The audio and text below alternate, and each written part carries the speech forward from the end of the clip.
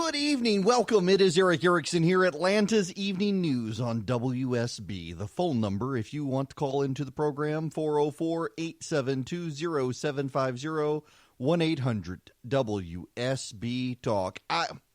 Y'all, listen, we'll get to Kavanaugh here in a minute and the Saudi Arabia situation, but I was reading this article in the AJC and it just blows my mind. And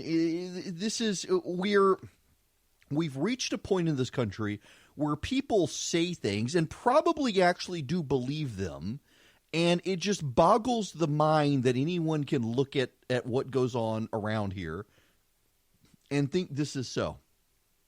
What I'm talking about is a story in the AJC about the development of the toll lanes on Georgia 400, which in and of itself is a little ridiculous in that Georgia 400 was a toll road and they got rid of the toll and now they want to bring in toll lanes. What the DOT wants to do is they want to put toll lanes on each side of Georgia 400. Those of you stuck on 400 right now, they want a north toll lane and a south toll lane, which is different from from 575, and where you've got a reversible lane. This would not be a reversible lane. My understanding of it is there would be northbound lanes and there would be southbound lanes. Roswell and Sandy Springs are cool with what the DOT wants. Alpharetta is being persnickety with it. Alpharetta wants, that Encore Parkway up there by Topgolf? It's a beautiful road and bridge. And now Alpharetta wants to put turn lanes off of that, an interchange there, which makes no sense given that bridge. And as the Russell McMurray from GDOT points out, he's a commissioner, that they've never brought this up in the past, and suddenly it's like Alpharetta is just scrambling to add additional stuff to cause all sorts of problems to the project, which I know Alpharetta would never say that's what they're doing, but it sure sounds like it. But that's not the crazy part. That's not the crazy part. I hope you're in your car and can ponder this. The Fulton County schools want the Georgia 400 lanes moved because they're going to come close to Woodland and Dunwoody Springs elementary schools in Sandy Springs. The Fulton County schools. Now, keep in mind, Sandy Springs is okay. Roswell is okay. But the Fulton County school system wants the lanes moved. Now, I got to pull up a map. This is something I should have done. Dunwoody Springs. I have no idea where Dunwoody Springs Elementary School is. Okay. So it's just off 400. Let me pull up my satellite here and zoom in. Yeah, okay, it's just off 400. So the toll lanes would actually come very close to the school. There's trees. There are lots of trees that serve as a nice little barrier between 400 and the school. Y'all, honestly, this is the most ridiculous thing I've read in the newspaper this week. And I read the New York Times story on Brett Kavanaugh, which we'll get to. But this is this is the height of absurdity. I'm going to read for you now the paragraph from the AJC. I'm sorry. I read this and I fell out laughing when I read this paragraph. Fulton School Superintendent Mike Looney previously told the AJC that the district might have to spend up to $10 million because of the toll lane project. Why would the Fulton County school system have to spend $10 million because of a toll lane? He said, I'm reading again from the AJC. He said, moving lanes closer to campuses makes the schools more susceptible to a shooting or someone driving explosives onto school property. Listen, I realize we're in the age of school shootings. I realize we're in the age of school shootings. The idea that Al-Qaeda is going to load up a bus with C4 and drive down the toll road until they get to the school and explode should be patently absurd to every single person listening right now. This again, the superintendent of Fulton County Schools says they're going to have to spend $10 million because of a toll road. Why? Because moving lanes on Georgia 400 closer to campuses makes the schools more susceptible to a shooting or someone driving explosives onto school property. How are they going to drive explosives onto school property from a fixed toll road that has no exit to the school? Are they just going to drive past and detonate? Because what's to stop them, if they wanted to do that, from driving into the school right? There's nothing to stop them from doing it right now. And yet somehow he's trying to tell the DOT, you got to move your entire toll road to the west because somebody may load up a bus with explosives and drive it onto school property from an interstate toll lane where there's no way to get out except jumping the curb. I guess if they're going to jump that curve, can't they just jump the existing curb? This is ridiculous is what this is.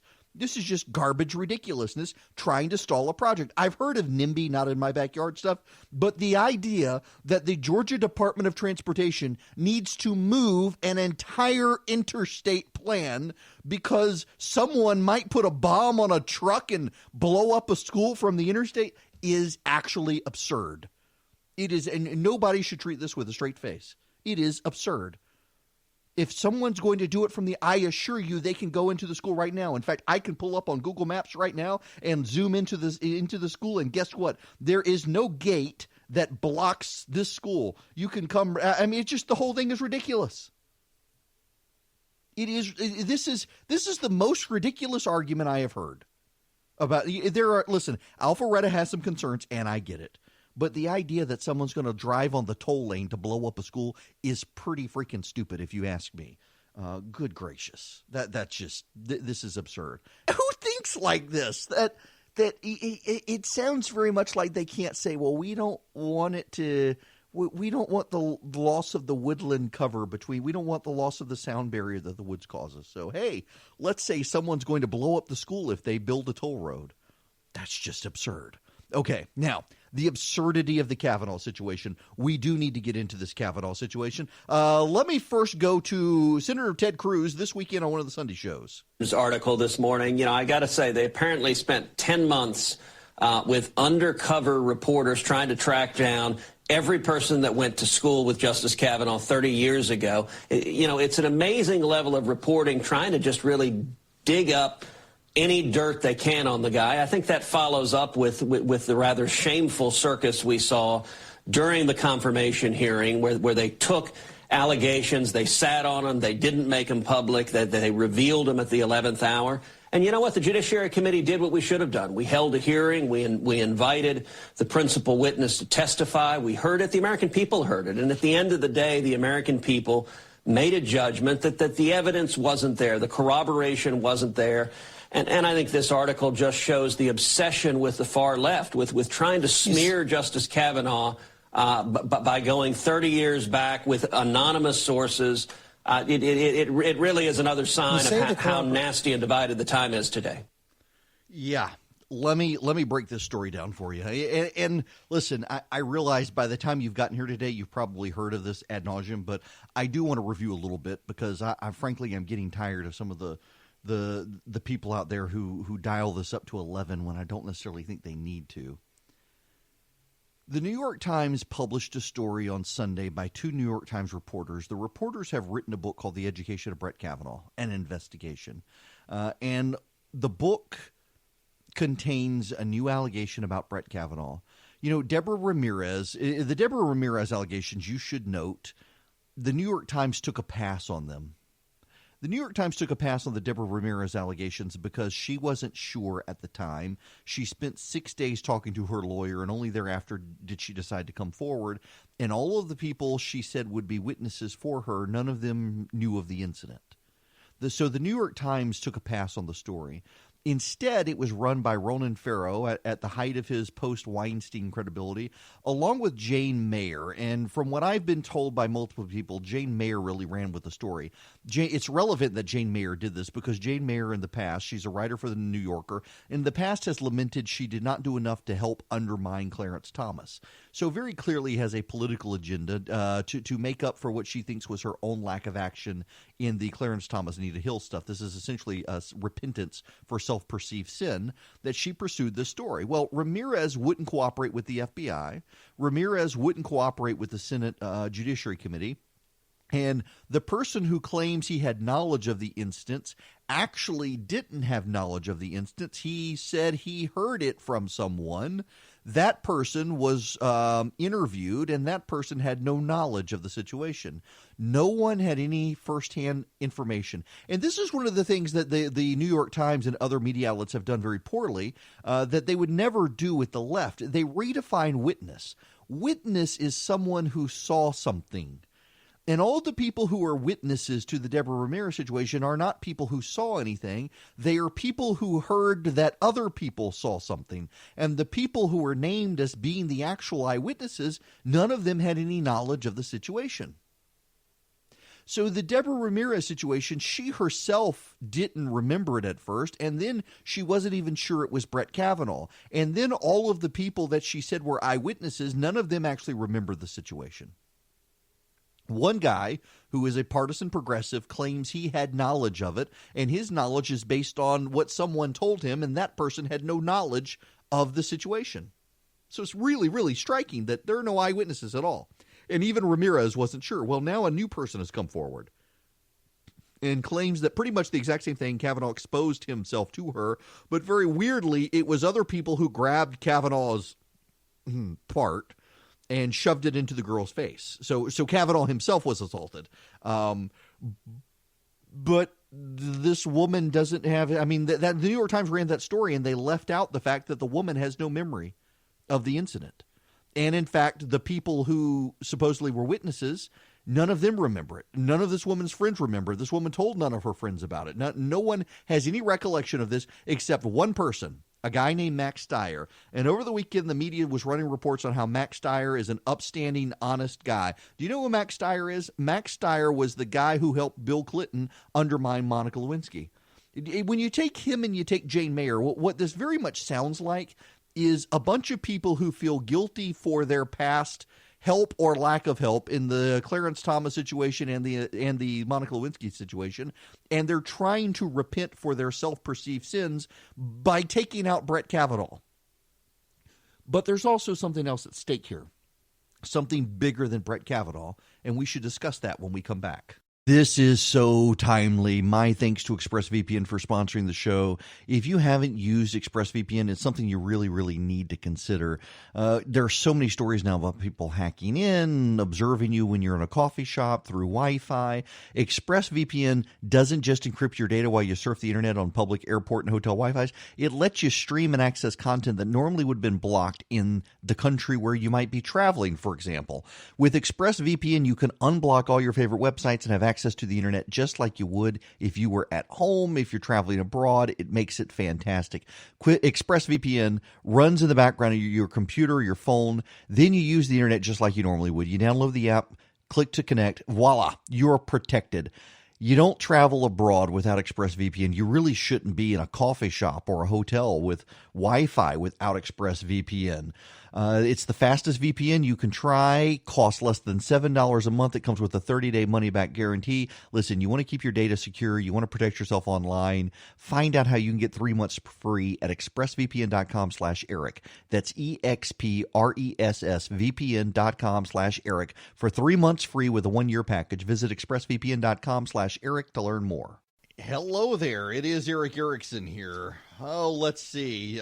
We did not have a winner for the 95.5 WSB Free Gas Giveaway. That means you'll have a chance to win $700 at 5 o'clock today. Listen at 5. If you're not registered for free gas, go to WSBRadio.com. You could get $700 at 5 o'clock, but you got to go register at WSBRadio.com.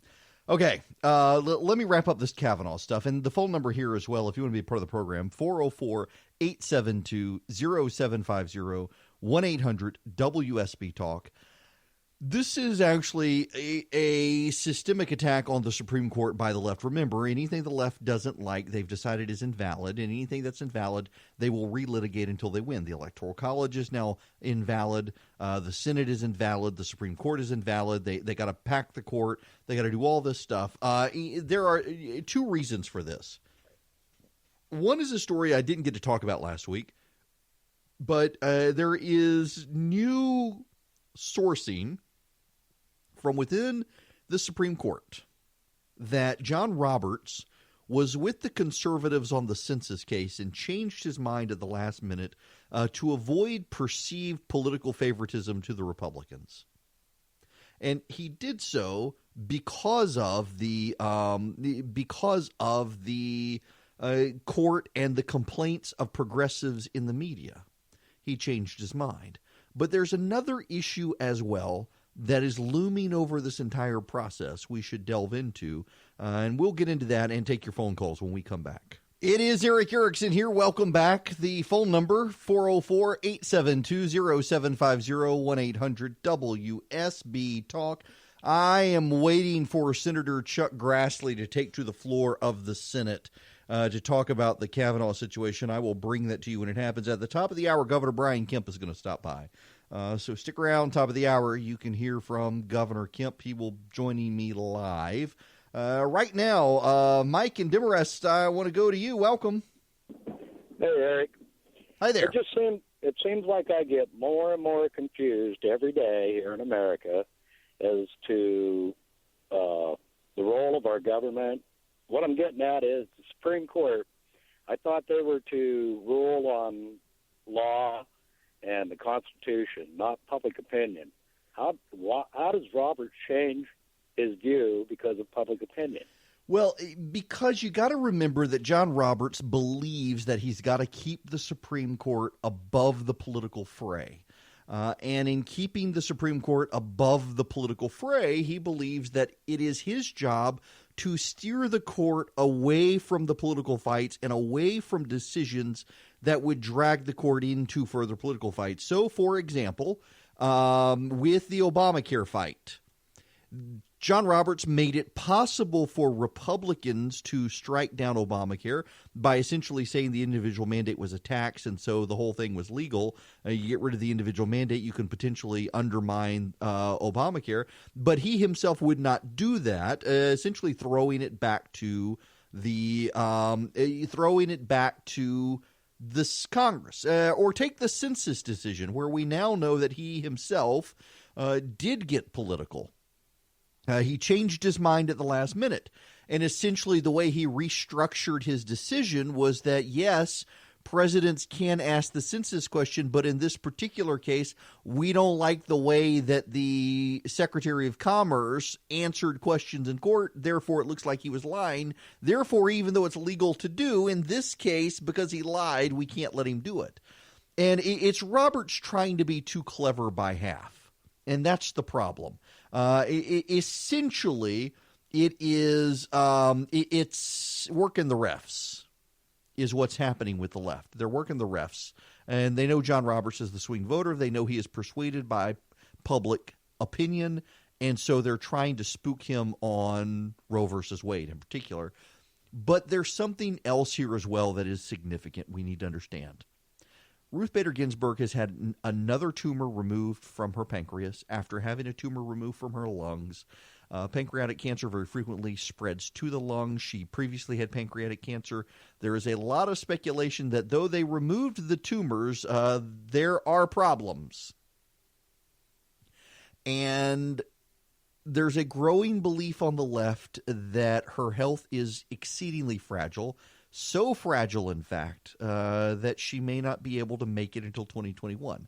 Now, there's no evidence of this. You do need to understand there is no evidence of this. In fact, all of the evidence is to the contrary, that Ruth Bader Ginsburg is, in fact, a fighter, strong, and in good shape, and has been able to overcome these prior surgeries and whatnot. But there are concerns on the left, whispers in Washington, D.C., that not all is well there. So what they're trying to do is lay the groundwork for any presidential nominee to understand they are in for a savage, savage fight to dissuade people from engaging in that fight.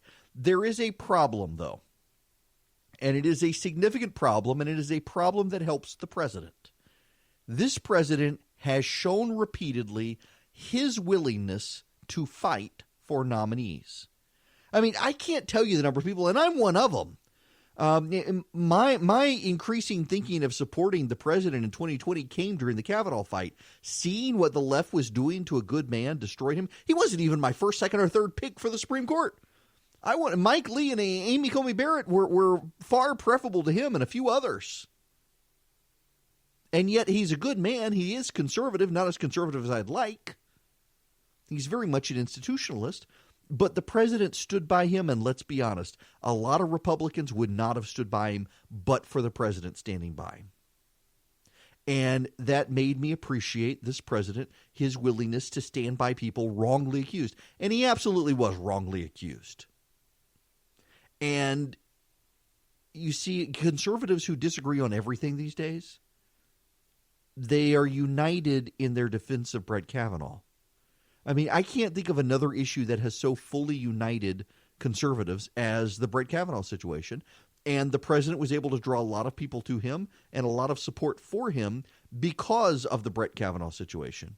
And the left may be doing this to rough up the refs on the Supreme Court, but they're also uniting conservatives in opposition to the left and finding a lot of people to unite behind the president because of it.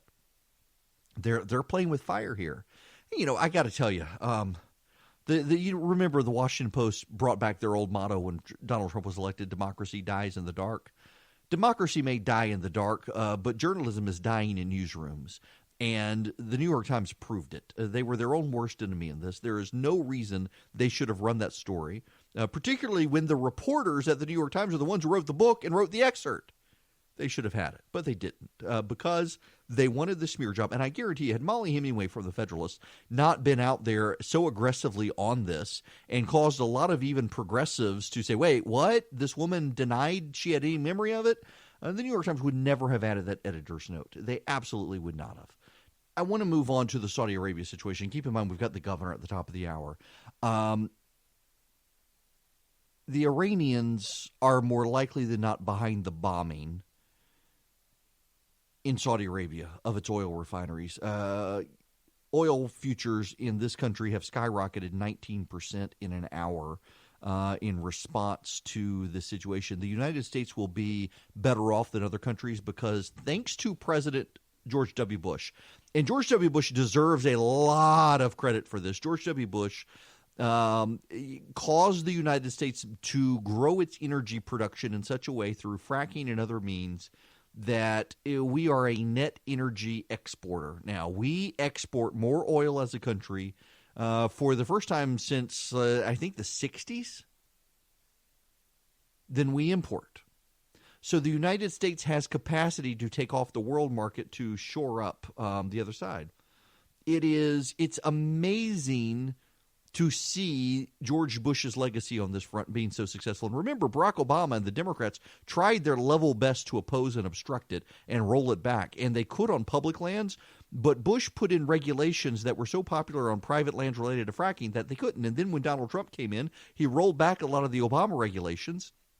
And we've seen domestic energy production explode, both in terms of natural gas and oil. So much for peak oil from the 70s. It's a very big deal. And the result is we will be able to weather the storm in ways places like China, Japan, and parts of Europe will not. But this is asking for a response. And here's the thing. Everybody's got to understand. This is something that must be deterred. Attacking the world energy supply has to be deterred. The Iranians are denying any involvement, but it is the Houthi rebels from Yemen that are taking credit for the attack. There are a couple of problems with their stories. Number one, there were 19 facilities within the Aramco refinery in Saudi Arabia that were attacked. The Houthis only had 10 drones, and not all 10 of the drones made it.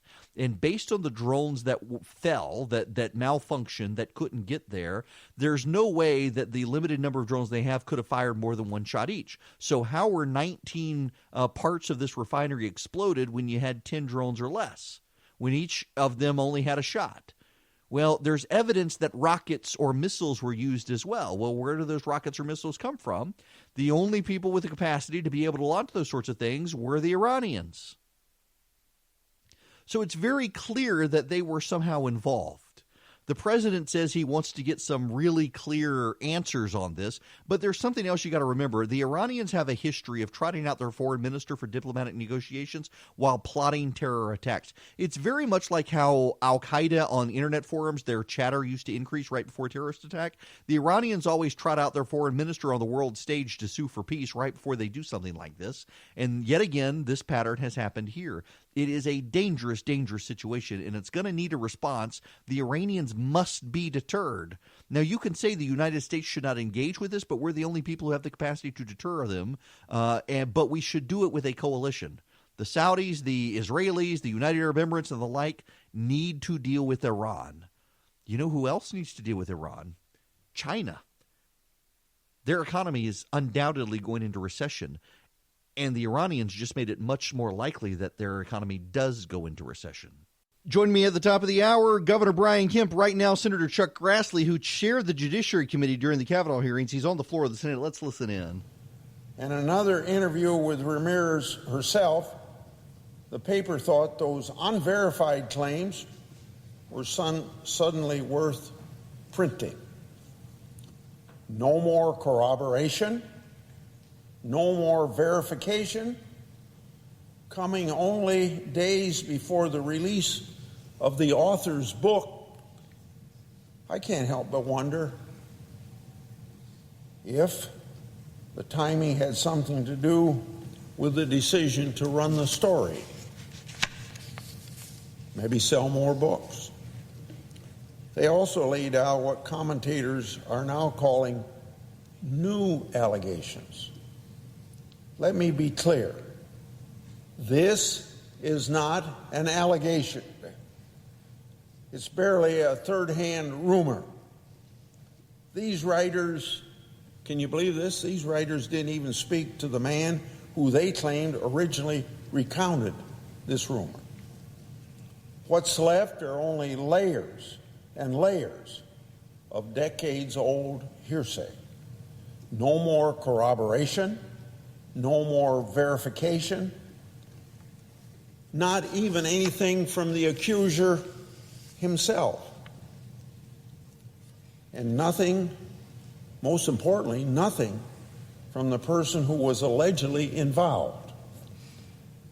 Now, the most shameful piece of this episode is that it took more than a full day after publication for the editors to intervene and to provide critical context.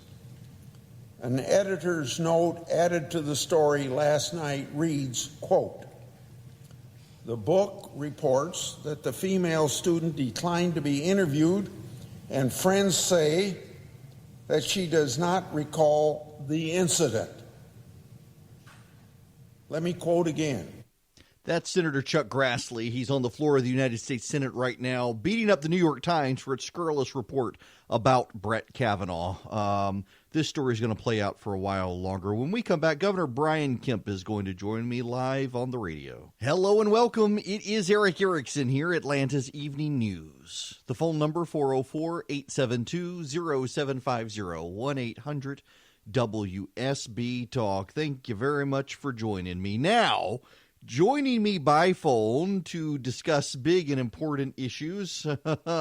He didn't know I was going to make him talk about the Notre Dame UGA game, but Governor Brian Kemp joins me by phone. How are you? Hey, Eric. Good afternoon. So are you ready for Notre Dame to invade Athens? Man, I'm ready for some football. I think it's going to be a great weekend in Athens. I know the Bulldog Nation is really excited to have our friends from Notre Dame come down, and they treated us very well a couple of years ago. I've continued to hear about what a great trip that was for Georgia Bulldog fans, and I know that our folks will be just as gracious this year while we're taking care of business against the Irish. All right. Now, that's not actually why you're here. I wanted to talk to you about this. I know the announcement was made the other day, and you went down to Swainsboro to talk about this. A rural strike force, essentially, of not creating a new government agency, but doing things to get government agencies in Georgia to work together to help get jobs and economic development into rural Georgia. Yes, really, we're very excited about that. There's a lot of folks and a lot of agencies, chamber-type groups and people that are just trying to really work hard to strengthen rural Georgia, to create opportunities. There's a lot of tough issues that we're facing down there. It's something I campaigned on, and, I told people I was going to create the strike team, and we're doing it by really doing a reorganization, if you will, in a part of economic development that'll have the strength of the governor's office behind it, and it's going to do several different things. And really, this is coming about, Eric, because we looked and we said, look, where are the gaps? What do we need to do? What is nobody else working on? And one of the things is we do not have enough mega sites to market projects of regional significance in our state. When you talk about a mega site, you're talking about 800 to 1,200 contiguous acres, and then, a good place to put that chunk or have that land be in a good location where it's marketable to some of these bigger projects that are looking in the southeast or even around the country to move a manufacturing facility or a research facility, whatever it may be. So we're lacking some of those sites. So my thought was, and the department's, why not try to find some sites in different parts of our state there in rural Georgia that will create opportunities for, 4 or 5 counties, maybe even more, for folks to have a good job, to create investment in that part of our state. And we've seen this work with, like in Stanton Springs down there with the Walton Newton County partnership, where you have the big Facebook data center going in and Takata, and just they've done some incredible things. So we're going to help local communities that are interested in doing something like this do the planning, get the site ready, which is what folks are looking for now, is a project that you can do very quickly. Now, what does it take for the governor's office to work with some of these agencies, and some of them, like the Department of Labor, for example, having an elected statewide commissioner himself, not appointed by the governor? What does it take to reshuffle and reorganize those entities to get them working in ways they haven't worked in the past? Well, there's 2 other parts to the strike team. The first one is in conjunction with the mega site, is also helping train the local economic developers, so they know basically how to market a deal, how to put a deal on the table and get something done in conjunction with us. So that's part of what we'll be doing. And then the third part is creating a coordinator on the strike team to really work with these other agencies, whether it's a constitutional office, a state agency, a group like the Carl Vinson Institute, the small business folks at the University of Georgia, ABAC, has a rural prosperity group, so all these different groups, there's chamber type groups as well. And we're not trying to take them over or tell anybody how to do their job or what to do. We're trying to figure out what everybody's doing and make sure that we're all pulling the plow, if you will, in the right direction, and then see if there's any gaps that we're missing. And I think just by us doing that, it'll make us more efficient and really start moving the needle in rural Georgia. Governor, one of the issues related to this, and I guess we could say traffic in the metro area somehow related, is when you go down to South Georgia, particularly in rural parts of the state now, while I'm traveling around with this other radio show talking to people, one of the things that comes up oftentimes is the infrastructure issue as it relates to economic growth, particularly how do you attract a big business down to South Georgia when the only major air traffic in and out is you got to go into Atlanta or into Jacksonville. And then you've got the other infrastructure struggles as well down there. I know GDOT continues to build these major 4-lane roads throughout rural Georgia, getting people in and out of there. But I'm assuming infrastructure does have a big piece of this to try to attract people. Well, I think it's definitely part of that, and these sites will be, you're not just going to pick a site that's not conducive to someone getting their products to market, but I think we have that in all parts of Georgia. So I think we can find those sites that would, meet the test that these businesses may have to do that. But what they really need, Eric, they need large sites, number one, but they also need a workforce. And I think that's what we're good at in Georgia. We just got named the best state in the country for business from Area Development Magazine, and that's the consultants. And one of the things that they ranked us number one on was our workforce, our quick start training program. We're the best in the country at that. We continue to invest in that. And governors before myself have done that for many, many years, and I think it's a great strength for us. And there's hardworking people in rural Georgia, and there are a lot of those communities that simply want an opportunity, and they just need our help, whether it's marketing, whether it's helping to get a site ready. And I'm not even talking about like moving dirt. I'm just talking about the engineering, the planning, and getting it ready to where you can pull a permit very quickly and put equipment on that site. That's what people are looking for in the business world today. A lot of the research is already done before they ever decide, what state they want to go to or a potential number of locations in the state before you even know they're looking at you. So you got to have those sites for them to be able to look at and just even see if that makes a fit before they even contact you. So that's something that's kind of changed in the economic development world and competing for these projects in today's world. And we have that. We have the advantages to do that, and we have the people to take these jobs, and they're hardworking, and we got to continue to make sure we're working on that, and we will. One last thing for you before you get out of here. I noticed the other day that in Oglethorpe County, they're now broadband certified, rural Georgia, where broadband initiatives are taken over. And my understanding is that folks from the governor's office and others went in and helped them figure out ways to streamline and make themselves more business friendly when it comes to putting in broadband infrastructure without raising taxes and the government doing it to try to attract business over there. Well, I used to represent Oglethorpe County in the state Senate. I spent a lot of time growing up in Oglethorpe County. It's a big rural county. They're great folks down there, very proud of their efforts on that. And that's really what we're looking for. We need counties that are willing to, let us know, look, we want to work with the strike team. We want to help find a mega site. We're willing to support that, even if it's not in our county, wholly, or if it's just a part, or even if we're a next door neighbor, because we know that a project of regional significance is going to help our citizens and will help our tax bases as well. And other counties have seen the benefits of that. So I certainly applaud Oglethorpe County and their efforts on broadband, because we've seen, Eric, entrepreneurs can come from anywhere. They just got to have access to the infrastructure, high-speed internet, good education system, and good opportunities, and that's what we're working on all across this state, no matter what your zip code.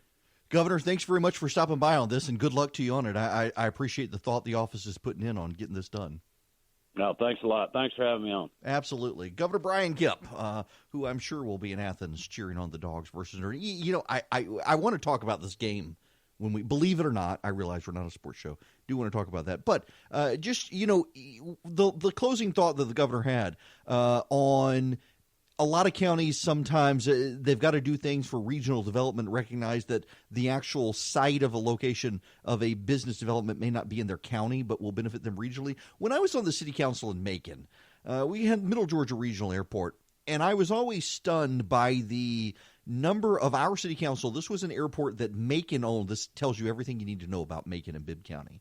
It was an airport run by that city in that county, and the city council at the time would not invest in the airport infrastructure because members of the council said, well, those people are going to live in Houston County, because the airport's on the south end of Bibb County next to Houston County. They didn't want to invest in the infrastructure at their own airport that they owned because the workforce would more likely than not live in Houston County, which was insane. Thankfully, they got rid of the city and consolidated into the county and led the development authority to do it. But there's a lot of that thinking in the state that needs to be overcome, and to the extent the governor's office is helping counties realize, you may not get the site, but you'll get some of the people living in your county boosting your tax revenue. God bless them for doing it.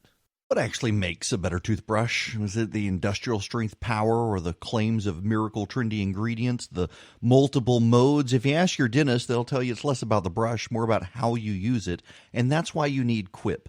Quip is the remarkably simple electric toothbrush created by dentists and product designers to focus on what actually matters for your oral health. Healthier habits. Most of us don't brush for a full 2 minutes. That's what dentists recommend. And Quip makes it easy because the toothbrush vibrates for 2 minutes with great sonic pulses. And every 30 seconds, it pulses to ensure that you rotate it in your mouth to get an even clean. And 75% of us use old, worn-out bristles. They're ineffective. Quip automatically delivers brush heads to you every 3 months for clean new bristles right on schedule. The sleek, intuitive design, it's simple to use. It comes with a travel cap, doubles as a mirror mount. It's a great toothbrush.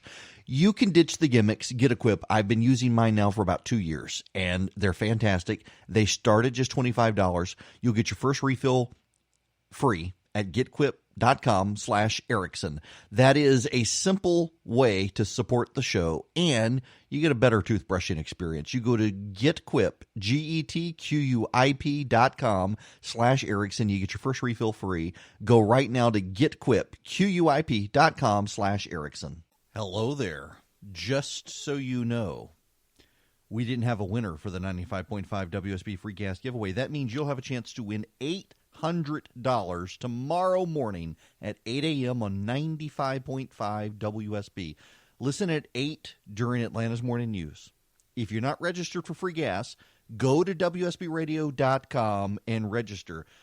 $800 in the morning, folks. $800. Tune in to Scott Slade in the morning. Now, I want to mention this just briefly. So why is the Georgia-Notre Dame game such a big deal? I actually had to go find it out myself. Nobody explained it. I Googled. By the way, you should know that College Game Day is going to be in Athens this Saturday. They announced it. College Game Day will be in Athens. Why? Because this is the biggest game that is outside of that's outside of, well, it's two teams that were in college playoffs coming together, and they're not in the same division. You got Georgia's in the SEC. I don't even know what Notre Dame is in. Who cares? It's Notre Dame. Notre Dame is in a league of its own, I suppose, because it's Notre Dame. They had Rudy. I mean, this is why people like Notre Dame. You do realize this. You're either Catholic or you like Rudy. That's why you like Notre Dame. But College Game Day, they were there in Athens in 2013. They're coming back for the Georgia-Notre Dame game, which will be the biggest game of the year, according to people at ESPN, which I don't know why, because you'd think they'd say Alabama was. But, hey, it's UGA. We'll take it as opposed to Notre Dame. Not a big fan. Welcome back. It is Eric Erickson. Okay, I've got to play. Hang on. Let me align the soundboard so you'll be able to hear this. This is an actual reporter in California on KTLA. Just listen to this. We tried to reach out to the man who died in this pursuit. They were unavailable for comment. Micah, back to you. We tried to reach out to the man who died in this pursuit. They were unavailable for comment.